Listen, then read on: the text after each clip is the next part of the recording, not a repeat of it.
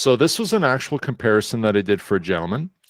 He's an older gentleman. He's in Ontario, and he was very, very excited about the first batch of the Fierce CT, the Rogues that we got, particularly the 20-inch barreled ones, which is the top-selling gun that we have right now. Okay, so that's actual data that my friend Garrick shot.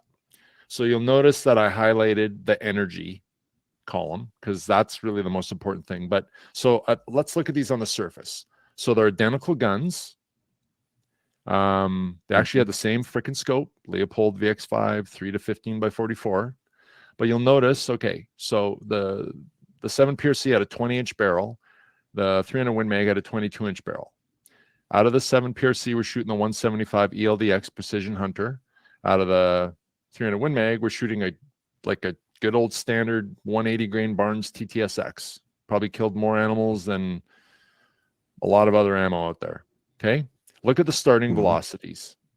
So the 7 PRC is like a 258 feet per second velocity deficit, right? Right. Look at the energy at the muzzle. So, and this is math, okay? We're going to get into what those bullets do downrange maybe another time, but we're looking at the base math. Science math doesn't lie unless we're talking about politics. So you look at the starting energy. The 300 Win Mag is like destroying it, almost 700 feet, foot-pounds more energy, right? But now scroll down. So this gentleman, sorry, I should stop. So when I sent this guy his gun and his data, he was freaking out at the velocity. He's like, whoa, 2,650 feet per second? Like, I wanted to use this on like elk at like 400 or 500 yards. I said, yeah, no problem. He's like, oh, maybe I should go with a 300 PRC or something. I said, just let me send you some information. So I sent him this chart highlighted as it is, and I showed him that at 575 yards, they have the same hitting power. Wow. Hits like kinetic energy. Now the bullets are very different. We're going to talk about that later, but you can see what happens with ballistic coefficient. It starts to take over. And when you go from 500 to like the bottom of the page, you're still within a healthy foot-pounds range. Now scroll to the next, go to the next page. So now look at 750 yards. So the projectile that started at 258 feet per second slower and is 5 grains lighter has 100 more foot-pounds. And now look at 1,000 yards. That 175 is delivering 1,000 foot-pounds, which is kind of the ethical cutoff for foot-pounds. And the 300 Win Mag's now at 850. Okay, so and look at the impact velocity too, right? Look at that. I mean, you're sitting at 1,636. Yeah. Versus crazy. Well, it's inverted. It's almost inverted at 1,000 yards in terms of the velocity, right? So this is the very real impact, so to speak, of superior ballistic coefficient and bullet design. Okay, it's not hoopla. It exists. The bullet is slowing down slower, so it bears more momentum downrange. Okay, now we're ignoring a very important element of this, and that is these are completely opposite style bullets. One's a monolithic copper, and the other one is a frangible. And I have very strong views on those, what those bullets do to animals and how they should be used.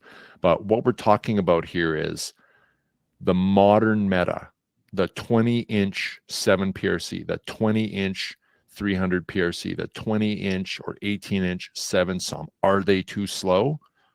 Fuck no, if you select the right projectile and put it in the right spot. Now, listen, does that mean you could just take that 7 PRC and fucking aim it at something at 1,000 yards and expect it to tip over? Of course not. There's a lot of stuff that has to go right. But we're just showing why things are moving in this direction. Remember, 3 years ago, barrels, 24, 26-inch barrels.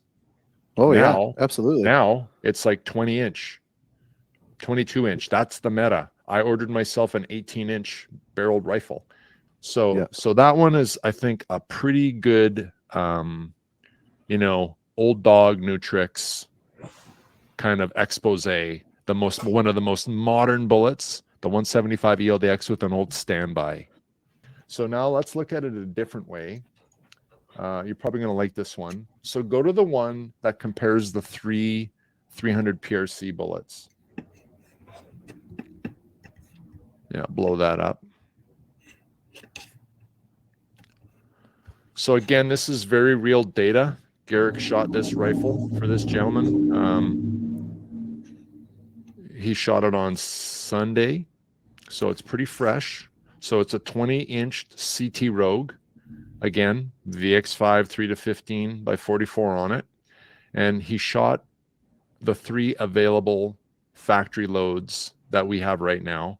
That's the 190 CX on the left, the 212 ELDX in the middle, and the 225 ELDM on the right. Now look at the velocities. Starting velocity for the 190 is 2814. Starting velocity for the 212 is 2748. And starting velocity for the 225 ELDM is 2591. I know a lot of guys that when you talk 30 cal and you're talking sub 2600 feet per second velocities, the 2 words that come out of their mouth are like, fuck that. Like, too slow. Well, yeah. But just wait. You'll see how things shift. Look at the starting energy. So the 190 CX and the 225 are just about the same, despite the differences in velocity, and that's owing to grains. The ELDX is ahead. Jump down to 500 yards. Now look at them. Actually, look, 475 is the tipping point.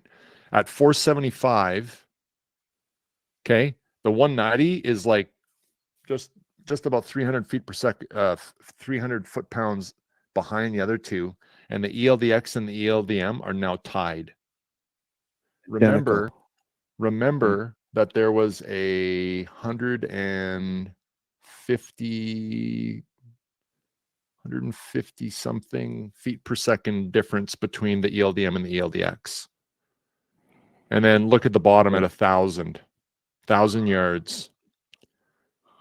So the 190 is right at the 1,000 feet per second minimum. 1,000 foot-pound kind of minimum threshold for terminal ballistics. Yeah. And the ELDM, which was way slower, is now traveling faster and hitting harder than the ELDX, owing to ballistic coefficient.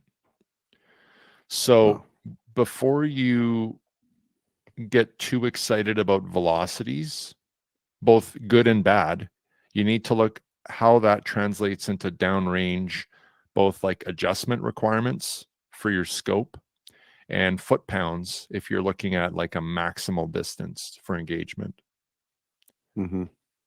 It's pretty surprising, actually, when you run the numbers. You would never think that, you look at velocity on the surface and you're like, oh man, this one's going to own.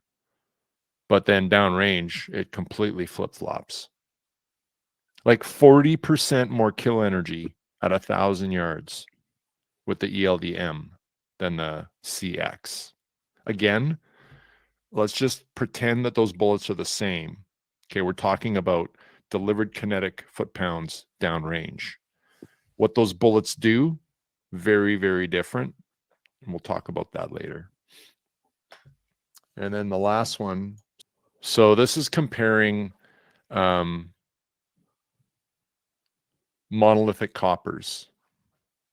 So we're looking at a 24-inch 7mm Rem mag with a 160 Barnes to a 20-inch 7 PRC with a 160 CX.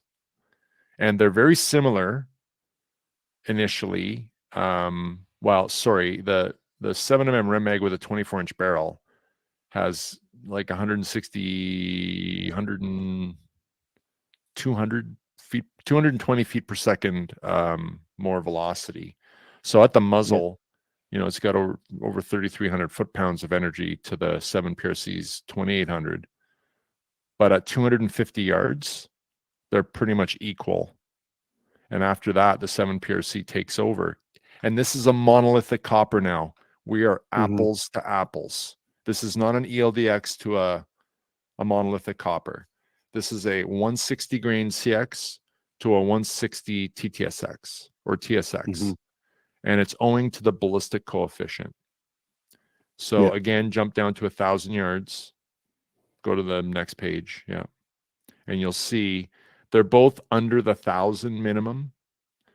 But even though the 7mm Rim Mag with the same grain of bullets started out 220 feet per second faster, it's like 340 foot-pounds lighter in kill energy. So now someone would say, well, I can take that 160 CX and use that in a 7 Rim Mag. Well, damn rights you can, and you probably should. Yeah. And then we do the same thing with a 300 Win Mag and a 300 PRC. Now, the 300 PRC has two distinct advantages. It has a superior ballistic coefficient, and it's got 10 more grains. And once again, you could take that 190 CX and use that in your 300 Win Mag. So big reveal. Is this a discussion about calibers, or is this a discussion about bullets? Well, well, in theory, they should be in the same breath, right? When you're looking at it this way. So, I mean, the whole purpose of this, though, is to get people to think it's not just about the caliber. Yeah. It has a lot to do, if not more so, with the bullets. Now, would a 20-inch 300 Win Mag deliver the same velocity as a 20-inch 300 PRC? Would a 20-inch 7 Rem Mag deliver the same velocity as a 7 PRC? Well, I'm going to let hand loaders play with that, but I'm going to tell you no, they won't. No, they won't, for sure. So there's efficiencies in these new cases.